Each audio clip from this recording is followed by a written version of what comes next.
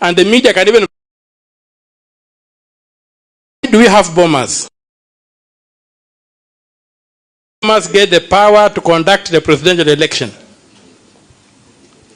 Secondly, when you say that you have a commission will be a majoritarian institution, the commission will declare on the basis of majority. Who tells you the majority cannot rig? Last time we had 3 on the side of rigging and we had 4 on the side of the upholding the results. We could still have a flip that 4 were rigging and 3 were upholding the results. How do you cure that? So for me, the presidential thing, if we can terminate the presidential election in the constituency, we'll eliminate a lot of problems. These things of transmission of whatever will not be there. That's what the law says. Let the returning officer conclude the presidential election in his constituency and declare the results. Then the other person. Then bombers, I don't even know if we'll need bombers. So I'm really saying that we try to look at that architecture to see how it will work for us. We are also looking at the question of public finance.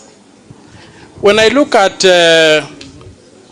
already the estimates are in Parliament, you'll again get a situation whereby you're going to get, first of all, the Finance Act is basically a mechanism for raising funds approved by Parliament. But when you look at what happens in Parliament, the National Assembly, we always get an approval of expenditure. Parliament is never given a chance and the public to approve revenues. So when you come up with a Finance Act to collect the revenues, who has approved those revenues? We need to begin insisting that the revenues and the expenditure come out in the Appropriation Act. And finally, we need to look at how public funds are controlled and utilized. And I'm looking at Chapter 12. If you look at Chapter 12, it's very clear that the Treasury is not part of the executive. But the Public Finance Management Act fused the two.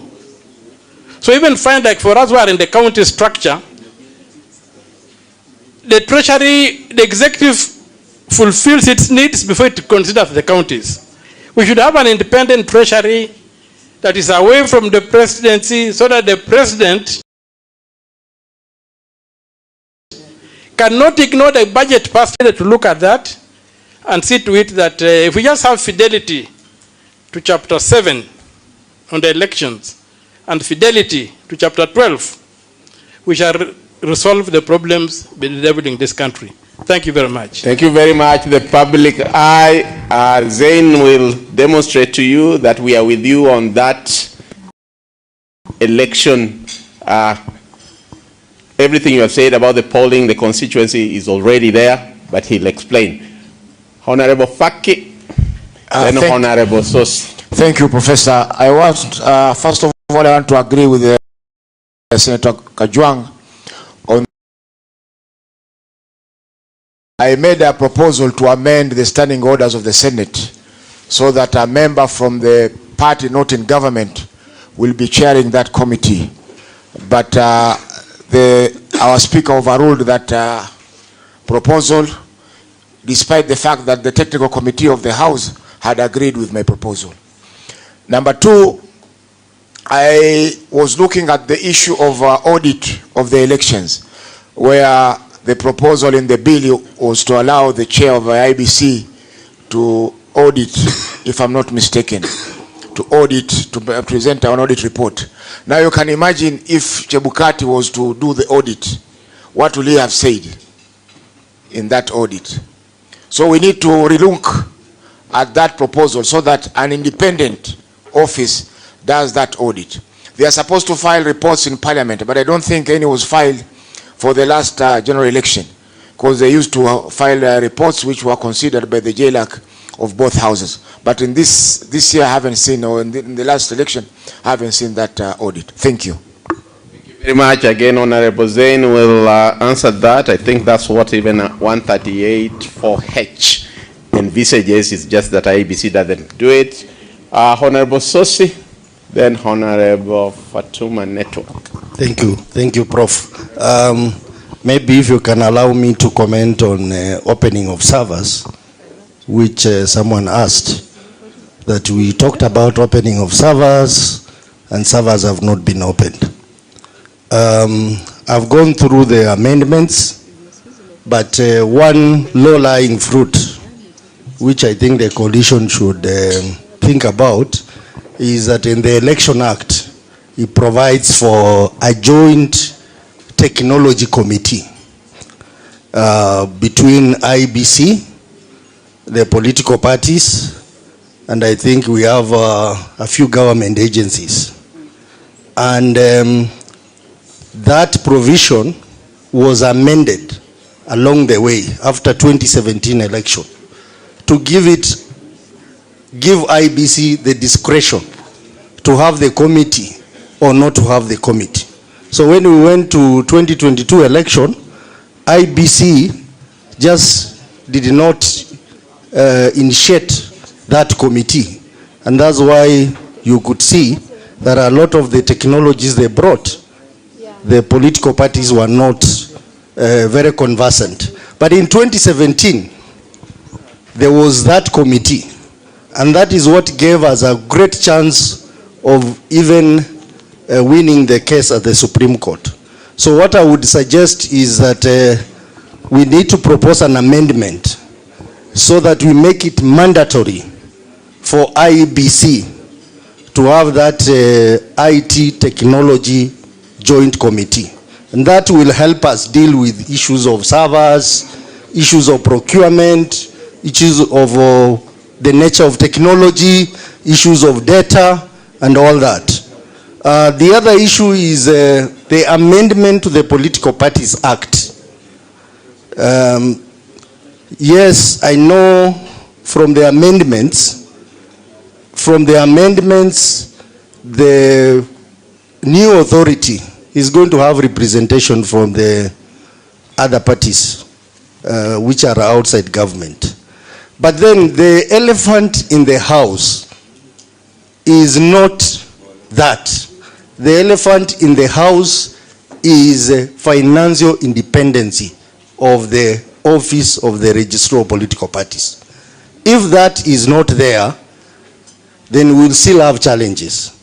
Because even now, the registrar of political parties, despite the fact that the law provides that 0.03% of the national income must go to political parties, the executive decides to vary that all the time. And she cannot do anything. So I would propose that apart from having that new authority, we need to have an amendment so that we give the new authority financial independence so that they cannot be manipulated at the whims of the executive. The last point which I want to just comment on the speech by His Excellency Kalonzo on the aggressions by this regime.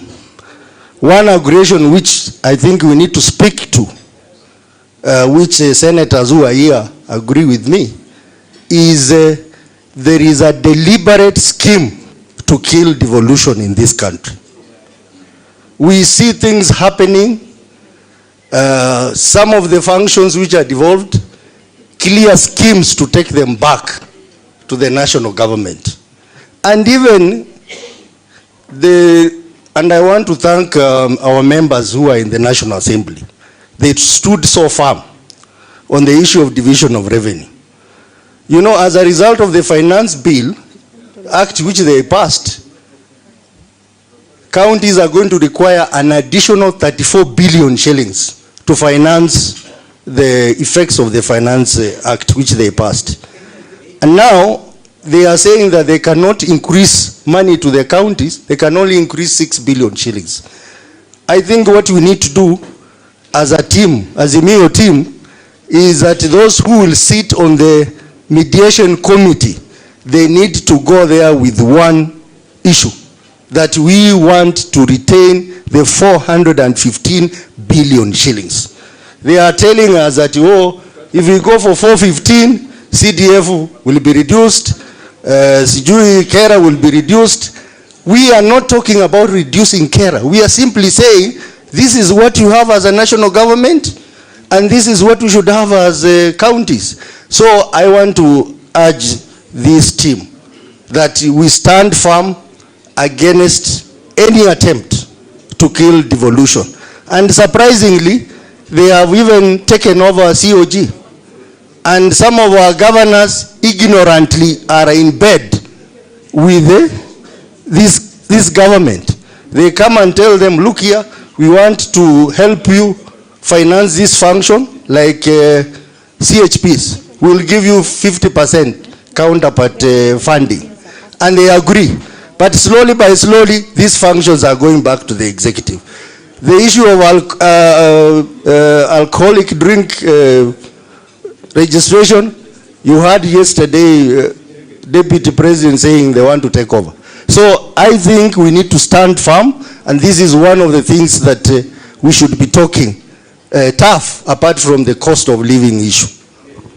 Thank you very much, Honorable Sosi. I think again that will be answered, but on the political party fund, I think we have it in the report. It might be weak in the act. Maybe you look, that's one of the issues that needs alignment so that it's dealt with. Honorable Fatuma, Full Network, then Honorable Mwenje, then finally Dr. Buru. But please be brief, because I'm told time is running out, yet the leadership has to also give resolutions before we leave. Thank you. Assalamu alaikum. My concern goes to when we pass bills in the House, especially the National Assembly. In the National Assembly, I'm a witness on several occasions, a bill is read and passed within 1 second. And they have a habit that when they know it is a bill that Azimio Coalition was against, the likes of Osoro and Ichungwa makes the noisiest noise that you cannot even listen to the bill that is being read. It is read and then they know the bill that is being read. And the moment one raises a point of order, they make sure they shout, and then the speaker passes the bill. Under 1 second, a bill is passed. What other alternative do we have other than beating them the way we normally do? Well, that's one thing that Mtaenda